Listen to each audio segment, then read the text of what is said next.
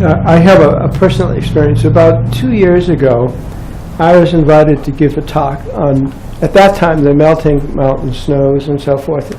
And the talk was to the ministers of finance of the Americas. There were like 22 ministers of finance, and we all met in Lima, and I gave the luncheon talk. And at the end of the day, I was talking about adaptation. And obviously, and most of these countries in South America had not caused the problems that they are facing. And but what was interesting from those ministers of finance, I had at least 3 come up to me and say, I didn't know there was so much that we could do to protect ourselves.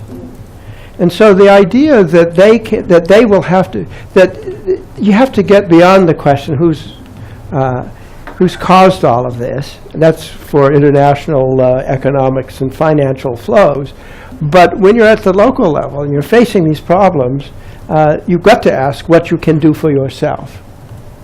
And I think the essence of adaptation will be for the international community to help the local communities do what they can do to help them protect themselves.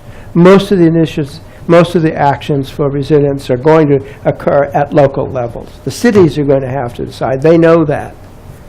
Forestry managers, agricultural people are going to have to decide.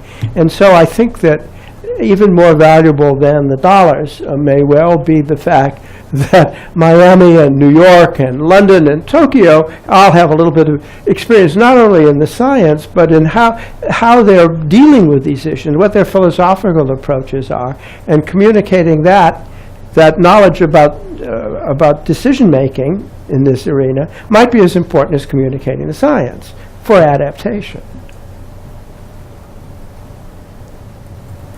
So I think it does change the dialogue, and I think the reason that sea level rise is so instructive is that people natively can imagine the sea level going up, right?